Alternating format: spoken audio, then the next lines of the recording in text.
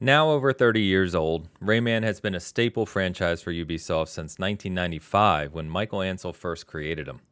While Rayman has appeared in a number of games on dozens of platforms over the past 3 decades, his return to a freshly imagined 2D adventure in 2011's Rayman Origins stands out as one of the best titles in the entire series. 2 years later, Ubisoft would follow with the similarly brilliant Rayman Legends, which also happened to be the final Ubisoft game from Michael Ansel. Not only did I grow up with 2D platformers, they continue to be one of my favorite genres, primarily because, when done well, they provide equal parts challenge and joy distilled down to their purest form. Both Origins and Legends are 2 of my favorite platformers for this very reason. They are filled with brilliant level design, gorgeous artwork, and ample humor and personality, all combining to provide experiences that are timeless.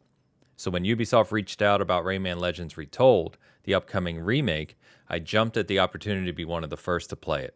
So, let's get into the details.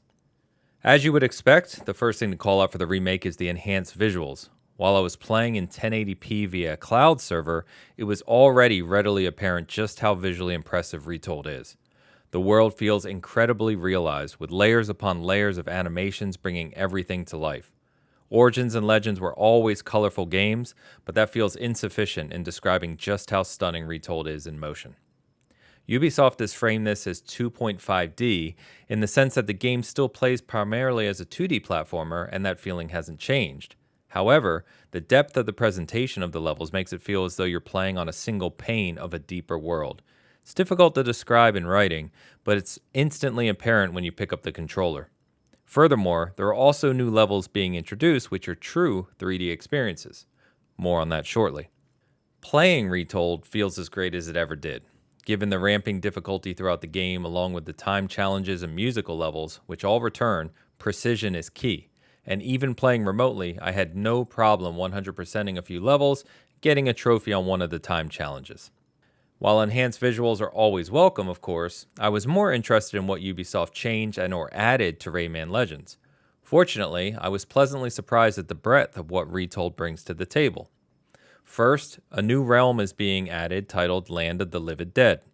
While I didn't get to experience the new realm or learn of the full details at the time, the mere addition of a new realm to expand Legends is fantastic, particularly given the brilliance of the original content.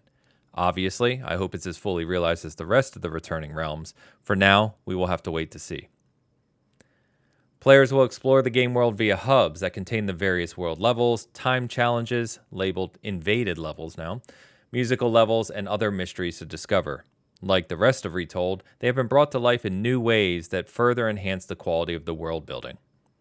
And then for those looking for something a little different, may I introduce the latest version of Kung Foot Evo, a 4-player multiplayer mode that can be played locally or now online.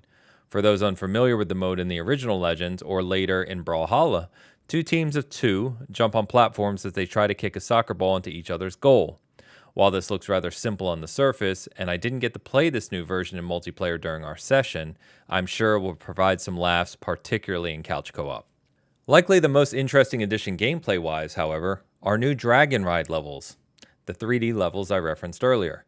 Playing out similarly to classic Star Fox or Panzer Dragoon-like titles, you'll ride dragons through evolving levels while shooting targets and collecting lums. And yes, these can be played in co-op just like the rest of Rayman Legends Retold. The Dragon Ride levels will be unique experiences that transition the player between the realms as the player furthers the story and moves on to the next world hub. Story, you ask? Yeah, so about that. That's right, Ubisoft is adding a story to Rayman Legends. While specific details weren't shared as to how in-depth it will be, Ubisoft is supporting this in a few ways. First, they are adding full voice acting. Clear sky and sunny day. Dragons! Characters will be more expressive throughout the game, and then secondly, spread throughout the experience will be new cutscenes where the characters come more alive. Given the style of humor and lightheartedness that accompanies the Rayman games, I have to imagine they will be in that vein, and I'm excited to see how Ubisoft pulls it off. The aforementioned Dragon Ride levels will be the transitional gameplay between realms and presumably cutscenes. The goal being, make Rayman Legends a broader and more connected experience from one moment to the next. And for those paying close attention, you may have noticed that Ubisoft has been using two different key arts. There's a simplified version, and they have also shared a second version which shows the antagonist under a mysterious purple hood at the top. With an enhanced and stunning art style, a significant amount of new content, and voice acting and cinematic cutscenes bringing the world to life, Rayman looks to be back in a big way.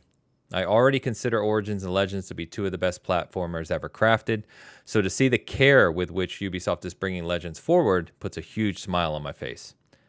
Rayman Legends Retold launches on October 1st on all consoles and PC for $39.99 in the US, that is, and I cannot wait to get my hands back on it. As always, stay tuned to Season Gaming for more coverage on this soon. Until then.